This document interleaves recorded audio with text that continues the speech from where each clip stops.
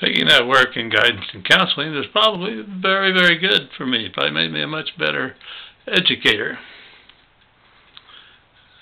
As part of putting into practice some of the things that I was learning there, I initiated the first standardized testing program in the ELKHART high school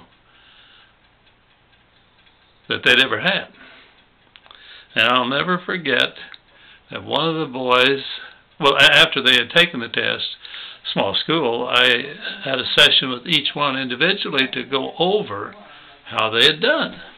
And I'll never forget one of the boys, a boy named Jack Newhouse, a lad that I had first met when he had heard that we weren't going to allow cars to be driven during the noon hour, had come up and said, "You can't do that. I've just turned 16. I've got my car. I've got to be able to drive it."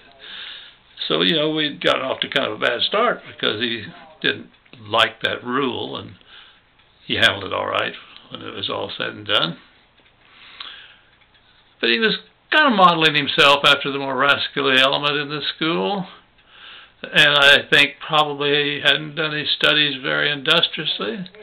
So when we were going over his test results, and I've forgotten what his exact score was on the IQ part, but it was somewhere up in the bright range, he couldn't believe it. He said, "You mean I'm not really a nerd?" I don't think that was the word then. I don't remember what the word was, but it's the same idea that kids have, and they say, well, nerd. I guess nerd's supposed to be a guy now that's smart, and the kids think he's a nerd because he's smart instead of being like Jack thought was a better way to be. But anyway, what he really said was, "So I'm not a dummy." But no, Jack, you are not a dummy. And he repeated it several times. "You mean I really can learn these things? I'm really pretty smart?" "Yes, Jack, unless you were copying somebody else's test." "No, I wasn't. You really are a very capable young man." And I'm so proud to tell you that that young fella, after he had left that small high school, I don't know just where, what advanced education he took or anything, but I do know I heard later that he had worked for one of the big oil companies and done quite well for himself. I didn't do much counseling of any personal things there. But when I took that job as EVERGREEN Junior High principal, I was further along in that stuff, I guess, and there were two little girls that I don't know just how that all happened.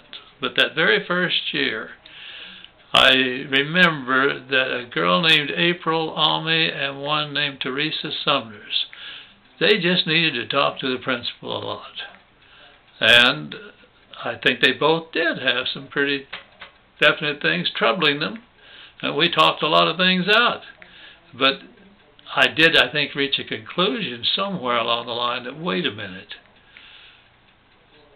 might be all right to spend that much time with two students if you are a counselor and if you decide they are the priority.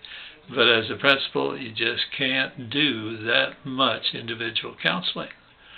So I tried to use the philosophy of counseling and of fairness, which really has nothing to do with counseling, but yet if a counselor is not fair, there won't be a good counselor.